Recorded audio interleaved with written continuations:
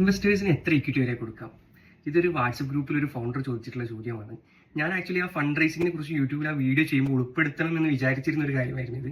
പിന്നെ മനഃപൂർവ്വം ഒഴിവാക്കിയതാണ്. Actually ഒഴിവാക്കുന്നതിന്റെ reason മറ്റൊന്നുമല്ല, ഇതിന് ശരിക്കും ഒരു തമ്പ് റൂൾ ഇല്ല, അല്ലെങ്കിൽ ഒരു പ്ലേ ബുക്ക് ഇല്ല. ഒരു റൗണ്ടിൽ ഇത്ര ഫണ്ട് നമുക്ക് എടുക്കാം, അതിന് ഇത്ര ഇക്വിറ്റി വരെ കൊടുക്കാം, ഇതിങ്ങനെ ആയിരിക്കണം ചെയ്യണം, അങ്ങനെ ഗൈഡ് ലൈൻസ് ഒന്നുമില്ല. ഇത് നമ്മുടെ പ്രൊഡക്റ്റിനനുസരിച്ച്, നമ്മുടെ ഓർഗനൈസേഷന്റെ ഗോൾസിനനുസരിച്ച്, അതിന്റെ വിഷനും മിഷനും അനുസരിച്ച്, ഫൗണ്ടേഴ്സിന്റെ നെഗോഷിയേഷൻ സ്കില്ലിനനുസരിച്ച്, അല്ലെങ്കിൽ നമ്മുടെ മാർക്കറ്റ് സൈസിന് വരെ ഡിപ്പെൻഡ് ചെയ്തിട്ട് മാറാവുന്ന ഒരു കാര്യമാണ് ആക്ച്വലി എത്ര ഇക്വിറ്റി ഡൈല്യൂട്ട് ചെയ്യാം, എത്ര ഫണ്ട് എടുക്കുമ്പോൾ എന്നൊക്കെ ഉള്ളത്.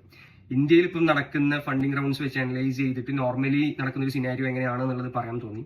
അതുകൊണ്ടാണ് ഈ വീഡിയോ ചെയ്യുന്നത്. ആക്ച്വലി ഒരു പ്രീ സീഡ് റൗണ്ട് ഒക്കെ ആണെന്നുണ്ടെങ്കിൽ നോർമലി നമ്മളൊരു 5 to 15% ഇക്വിറ്റി വരെയൊക്കെയാണ് മാക്സിമം ഡൈല്യൂട്ട് ചെയ്യുന്നത്. ഞാൻ പറയുന്ന എല്ലാ കണക്കുകളും മാക്സിമത്തിലാണ്, മിനിമത്തിലല്ല.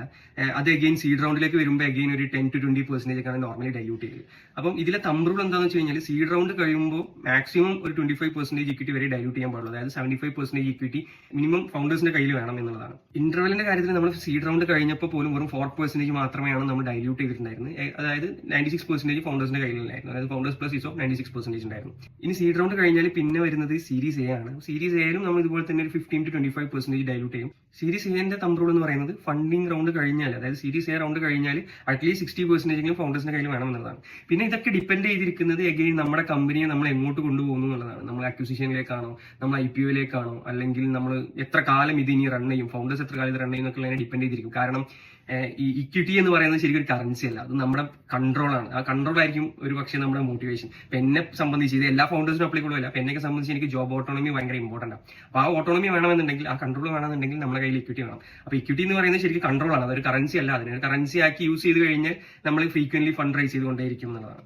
അപ്പം ഇത് IPO യിലേക്കാണ് നമ്മൾ കമ്പനിനെ കൊണ്ട് എത്തിക്കാൻ വിചാരിക്കുന്നതെന്നുണ്ടെങ്കിൽ, അപ്പൊ സീരീസ് എ കഴിഞ്ഞാൽ പിന്നെ B, C, D അങ്ങനെ എത്ര റൗണ്ട്സ് നമ്മൾ ചെയ്യുന്നു, ആ റൗണ്ട്സിലേക്ക് എത്ര ഇക്വിറ്റി ഡൈല്യൂട്ട് ചെയ്യണം എന്നൊക്കെ നമ്മൾ പ്ലാൻ ചെയ്യേണ്ടി വരും. എന്നിട്ട് അഗെയിൻ IPO യിലേക്ക് പോകുമ്പോൾ അവിടുത്തെ തമ്പ് റൂൾ എന്ന് പറയുന്നത് അറ്റ്ലീസ്റ്റ് ഒരു 10 to 15% ഫൗണ്ടേഴ്സിന്റെ കയ്യിൽ വേണം എന്നുള്ളതാണ്. നമ്മൾ IPO പോകുന്ന പല സ്റ്റാർട്ടപ്സിലും നമ്മളത് കാണാറില്ല.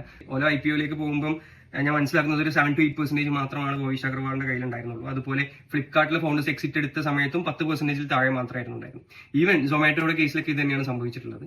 പക്ഷേ ചില സ്റ്റാർട്ടപ്സ് ഉണ്ട്, ഇപ്പൊ നൈക്കൊക്കെ പോലത്തെ സ്റ്റാർട്ടപ്സിൽ മേജർ ഇക്വിറ്റി ഫൗണ്ടറുടെ കയ്യിൽ തന്നെയായിരുന്നു IPO പോകുന്ന സമയത്ത്. അപ്പം ബേസിക്കലി ഒരു 5 to 10% ഡിഫറൻസ് വന്നാൽ പോലും ഒരു ജനറേഷണൽ വെൽത്തിന് ഈക്വൽ ആയിട്ടുള്ള ഡിഫറൻസ് ആയിരിക്കും അവിടെ ക്രിയേറ്റ് ചെയ്യപ്പെടുക.